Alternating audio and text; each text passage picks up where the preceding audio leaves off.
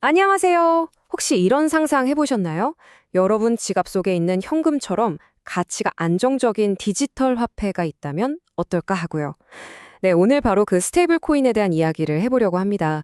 이 혁신적인 기술이 과연 어떻게 금융의 미래를 바꾸고 있는지 저와 함께 한번 제대로 파헤쳐 보시죠.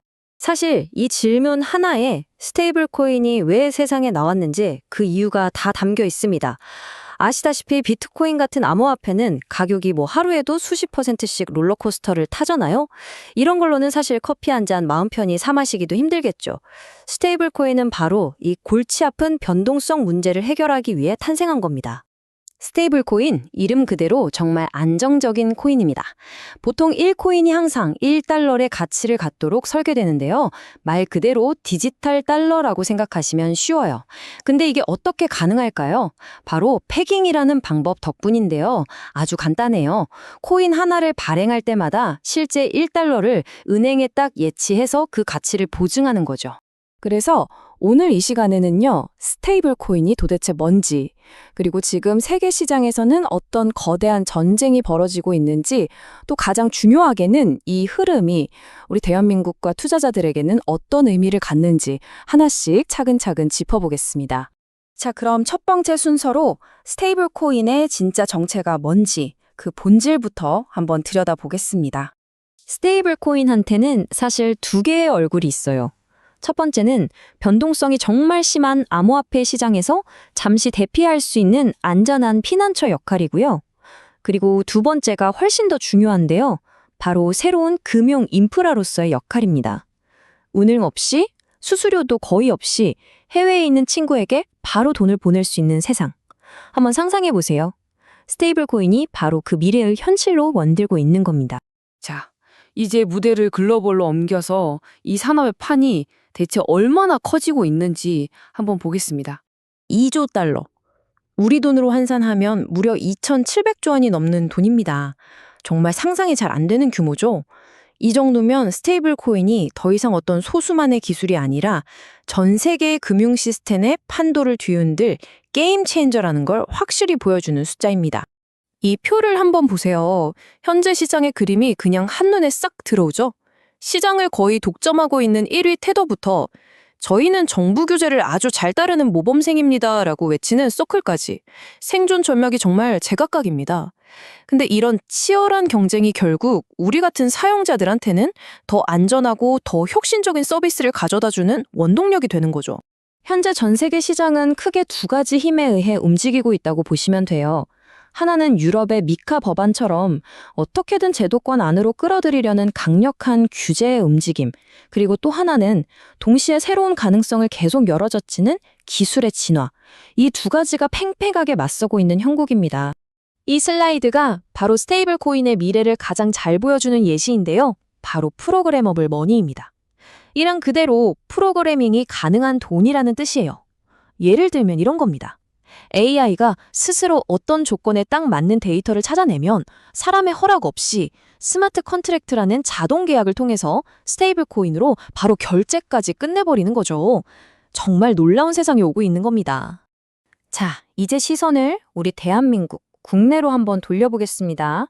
과연 한국은 이 거대한 흐름 속에서 어떤 자신만의 길을 가고 있을까요?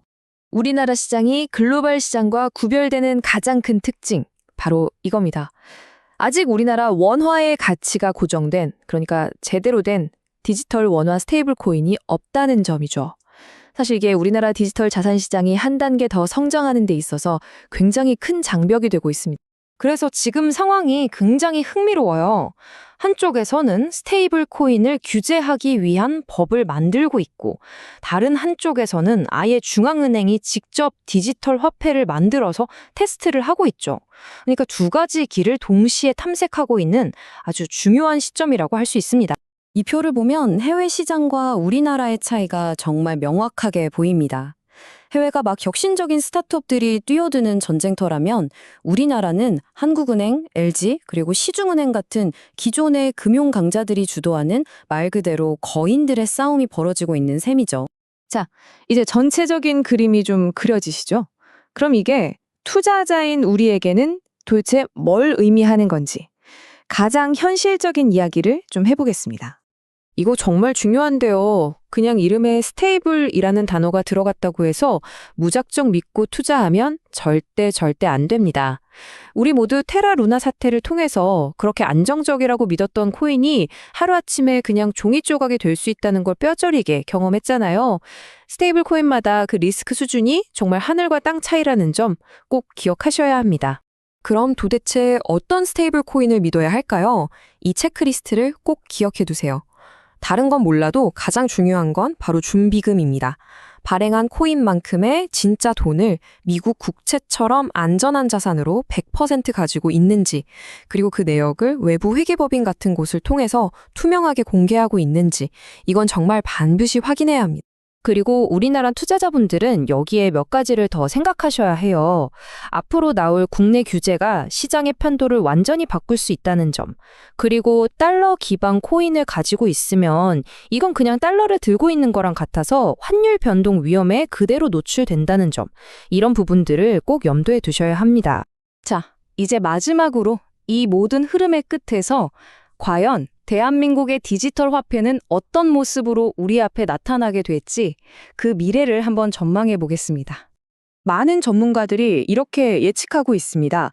우리나라 최초의 합법적인 스테이블 코인은 아마도 예금 토큰 형태가 될 가능성이 높다고요.